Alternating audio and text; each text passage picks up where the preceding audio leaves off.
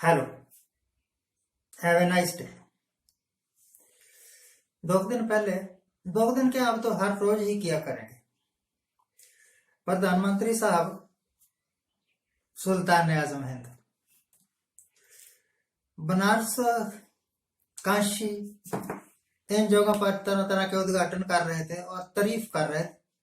तारीफ नहीं कर रहे थे, तारीफ के पुल बांध रहे थे। अच्छा लगा हमारे देश का प्रधानमंत्री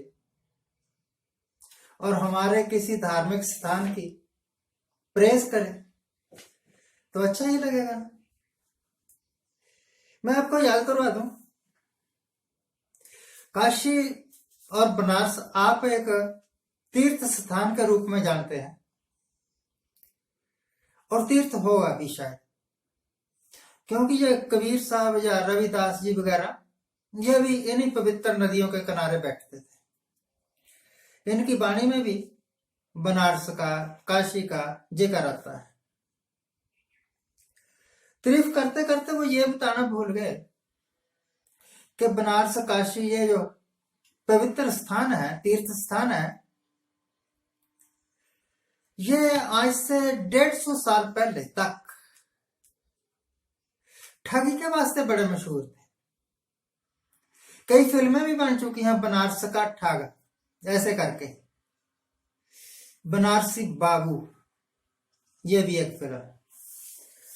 श्री गुरु ग्रंथ साहब में एक लाइन है कि ए हर के संत ना आखिए ए बनारस के ठग। ये बनारस के ठग है। तो इसका मतलब है कि बनारस एक पतित पावनी गंगा का रूप में मशहूर नहीं था, ठगों की नगरी का रूप में मशहूर था। एक बार हमारा टूर गया था, तो जो गाइड था ना हमें बताने वाला, धार्मिक स्थान के अलग अलग जगहों की इंपॉर्टेंस के बारे में, उसने एक कुआं दिखाया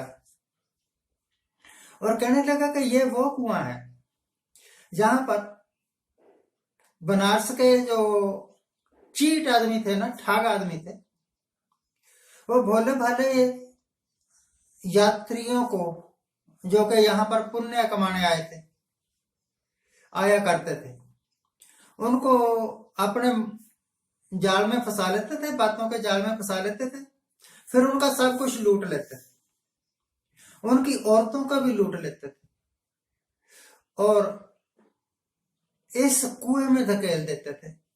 कहते थे कि भैया यहां जाओगे, इस कुएं में चले जाओगे तो तुम्हें स्वर्ग की प्राप्ति हो जाएगी। और उस कुएं के अंदर छुरियां वगैरह लगी हुई होती थी, तीखे हथियार, जिससे वो गिर के, कट के, तड़प तड़प के मर जाते थे। ये था इनका स्वर्ग भेजने का तरीका। और गुरु नानक ने इसी करके कहा कि हर के संत ना आखिए एक बनारस के ठग।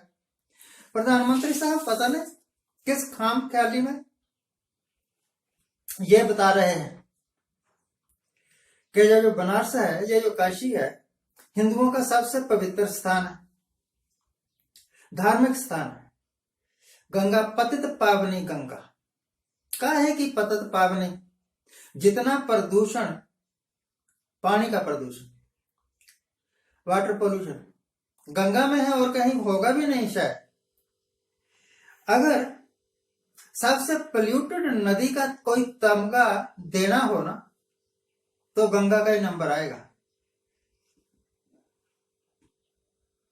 सिर्फ आज ये कह देने से, अगर आज इनको कहे ना कि भैया गंगा ना, बनारस और काशी ये ठगों की नगरी के रूप में मशहूर थे, तो ये कहेंगे कि अंग्रेजों ने हमारे इतिहास के साथ छेड़छाड़ की है, छेड़छाड़ की, ये हमारे इतिहास को बदल गए हैं।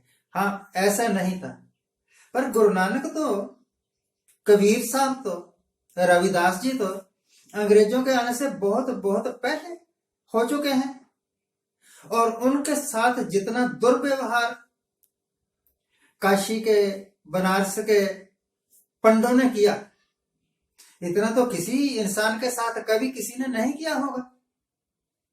और सबसे बड़ी बात,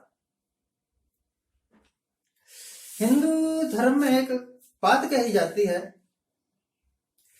कि दुनिया का पैदा करने वाला ब्रह्मा है। ठीक ही होगी जब ये कह रहे हैं तो, और इनके वेद पुराणों में दर्ज है। तो वो ब्रह्मा जिसने ये सृष्टि पैदा की, अमेरिका भी उसी ने पैदा किया हुआ होगा ना, इंग्लैंड भी उसी ने पैदा किया हुआ होगा, रशिया, जापान, ये सब उसी की क्रिएशन होंगे। तो रशिया में, जापान में, कोरिया में, अमेरिका में, इंग्लैंड में, अफ्रीकन कंट्रीज जितने भी हैं, वहां पर तो ब्रह्मा नाम के किसी देवता को नहीं जानते, विष्णु नाम के किसी देवता को नहीं जानते। इन देशों में उनका तो अपने ही देवता है। तो फिर कैसे करते होंगे ब्रह्मा जी इन देशों में एडजस्टमेंट? या आप ही बता दो कि how do the English people, the Korean people, the जापानी people, the Chinese people believe that कि ये जो सृष्टि है ये ब्रह्मा ने पैदा की, ये जो सारे खेल रचने वाला है ये विष्णु है। कैसे विश्वास करें? वो ब्रह्मा जिसने सृष्टि पैदा की उसको इंग्लैंड में कोई नहीं जानता, अमेरिका में कोई नहीं जानता, और आप कहते हैं पूरी सृष्टि, पूरा यूनिवर्स उसी ने रचा है। ये कुछ ओवर एस्टिमेशन नहीं हो जाता? मुझे तो ऐसे लगता है कि ओवर धार्मिक इतिहास और दूसरा इतिहास, जितनी सच्चाई है वो मान लेनी चाहिए, पर यहां पर लगे कि नहीं ये ओवर एस्टिमेशन कर रहे हैं, ये गप्पे मार रहे हैं, उससे स्लिप कर जाना चाहिए, उसको नहीं मानना चाहिए। बस इतनी सी बात। तो प्रधानमंत्री जी जब आप किसी चीज की तारीफ किया करें, चाहे वो तारीफ किसी धार्मिक स्थान की हो या किसी आदमी की हो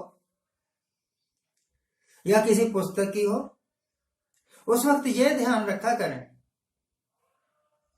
कि इस धार्मिक स्थान के साथ कौन कौन सी कुरीतियां जुड़ी हुई हैं, कौन कौन से अंधविश्वास जुड़े हुए हैं। फॉर एग्जाम्पल मैंने बताया बनारस इस करके मशहूर कम है कि वो एक धार्मिक स्थान है, इस करके ज्यादा मशहूर है कि वहां पर लोगों को लूटा जाता था, बनारस के ठग। और वैसे भी कबीर साहब को, रविदास जी को, और चाहे वो हिंदू ही हो चाहे उच्च जाति का ही हो, अगर उसका रुतबा थोड़ा कम है तो लोग फटकने नहीं देते। मंदिर में जाओ ना दर्शन करने के लिए तो वो कहते हैं कि इतनी दूर से दर्शन करते हैं तो इतने रुपए, अगर इतने दूर से दर्शन करते हैं तो इतने रुपए, यानी कि रेट फिक्स है दर्शन करने का। पत्थर की मूर्ति का दर्शन करने का भी रेट फिक्स होता है। It is business for them, it is religion for you. आपके वास्ते जो धर्म है उनके वास्ते जो बिजनेस है। क्या आप सही चल रहे हैं? जरा सोचिए।